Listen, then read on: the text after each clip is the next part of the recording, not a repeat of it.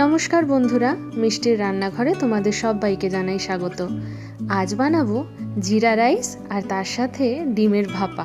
হ্যাঁ, একটু অন্যরকম কম্বিনেশন বটে, কিন্তু আমি যেভাবে বানাচ্ছি এভাবে যদি বানিয়ে দেখো তাহলে কিন্তু খেতে বেশ ভালো লাগে, তোমরা নিজেরাই বলবে। প্রথমে ডিমগুলোকে সেদ্ধ করে নেব। প্রেসার কুকারে জল আর পরিমাণ মতো নুন দিয়ে 2টো সিটি দিয়ে দেবো।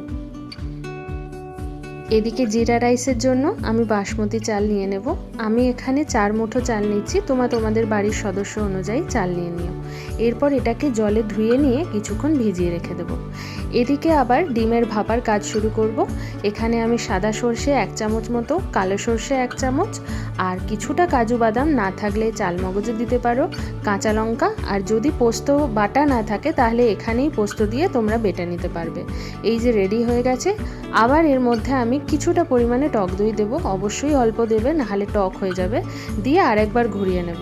ঘুরিয়ে নিলেই আমাদের ব্যাটার কিন্তু একদম তৈরি হয়ে গেছে। এরপর আমি ডিমগুলোকে সেদ্ধ হয়ে গেছে দেখে মাঝখান দিয়ে কেটে দেব। এরপর এখানে নুন দিয়ে এটাকে ভালো করে মাখিয়ে নেব। অনেকে হলুদ দেয়, আমি হলুদটা পছন্দ করি না। এরপর কড়াইতে সাদা তেল দিয়ে ডিমগুলোকে অল্প করে একটু দুপিঠটা ভেজে নেব। সর্ষে ভাপা অনেক সময় শুধু সর্ষে দিয়েও হয়, কিন্তু যেহেতু জিরা রাইস দিয়ে খাবো তাই একটুখানি টেস্টি বানানোর জন্য এত কিছু দিয়েছি। কিন্তু এত কিছু যদি দিয়ে বানাতে পারো, খেয়ে একবার দেখবে এত সুন্দর টেস্ট হয় কি বলবো। যাকগে, এখানে আমার ডিমগুলো ভাজা হয়ে গেছে। আর ওদিকে আমি চাল বসানোর জন্য এখানে হাঁড়িতে জল দিয়েছি, তাতে দেব গোটা গরম মশলা, আর দেব তেজপাতা, আর সাথে দেব পরিমাণ মতো নুন। এবার এই জলটা ফুটে গেলেই চালগুলো দিয়ে দেবো। জল যতক্ষণে গরম হবে, ডিম ভাপার জন্য আমি এখানে সাদা তেল নিয়েছি, তাতে আমি দেব পেঁয়াজ কুচি, আর এখানে রসুনগুলোকে হালকা চিড়ে চিড়ে আমি কেটে নিয়েছি। এটাকে ভেজে নেব। এটাকে মোটামুটি করে একটু লাল লাল করে ভেজে এটাকে তুলে রাখবো।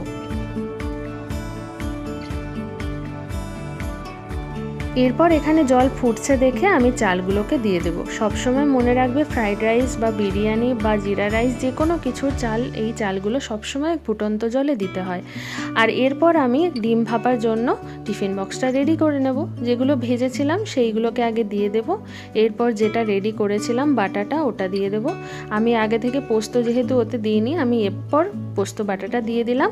পরিমাণ মতো নুন দেব, হলুদ দেব, সাথে দেব একটুখানি লঙ্কা গুঁড়ো।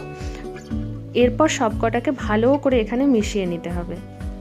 এরপর এতে আমি ডিমগুলোকে সাবধানে বসিয়ে দেব।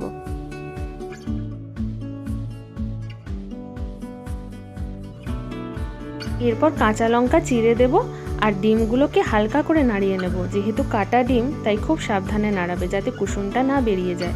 ওপর থেকে কাঁচা সর্ষের তেল ছড়িয়ে দিলেই আমাদের টিফিন বক্স রেডি। এদিকে আমাদের ভাতও প্রায় ফুটে গেছে। সবসময় চালটা প্রায় অর্ধেকের একটু বেশি সেদ্ধ হলে নামিয়ে নেবে, একদম সেদ্ধ অবধি ওয়েট করবে না, তাহলে কিন্তু গুঁড়ো হয়ে যাবে। এরপর এখানে একটা বড় কড়াইতে আমি জল ফুটাতে দিয়ে দিয়েছি। ফুটে গেলে আমি টিফিন বক্সটা উপরে ভাসিয়ে দিয়ে এটাকে ঢাকা দিয়ে 10 থেকে 15 মিনিট রেখে দেবো। এদিকে আমি জিরা রাইসের জন্য কড়াইতে সামান্য বাটার, একটু সাদা তেল নিচ্ছি, তোমরা চাইলে পুরোটাই বাটারে করতে পারো। এরপর আমি জিরেটাকে দিয়ে দেবো। যেহেতু জিরা রাইস, জিরেটা একটু বেশি হবে, তবে খুব বেশি ভাজবো না। পেঁয়াজ দিয়ে এবার এটাকে ভালো করে নাড়িয়ে নেব। এরপর দিয়ে দেবো একটুখানি কাঁচা লঙ্কা। আসলে জিরা রাইসে সাধারণত পেঁয়াজ অতটা দেয় না, কিন্তু এটা দিলে না খেতে খুব সুন্দর লাগে। আর ওই যে বললাম, যেহেতু ডিম দিয়ে খাচ্ছি সেহেতু একটু স্পাইসি না হলে খেতে ভালো লাগবে না। এরপর চালগুলোকে দিয়ে হালকা করে করে নাড়তে হবে যাতে চালগুলো না ভেঙে যায়। এরপর পরিমাণ মতো নুন দিতে হবে। মনে রাখতে হবে চালে কিন্তু অলরেডি নুন দেওয়া ছিল।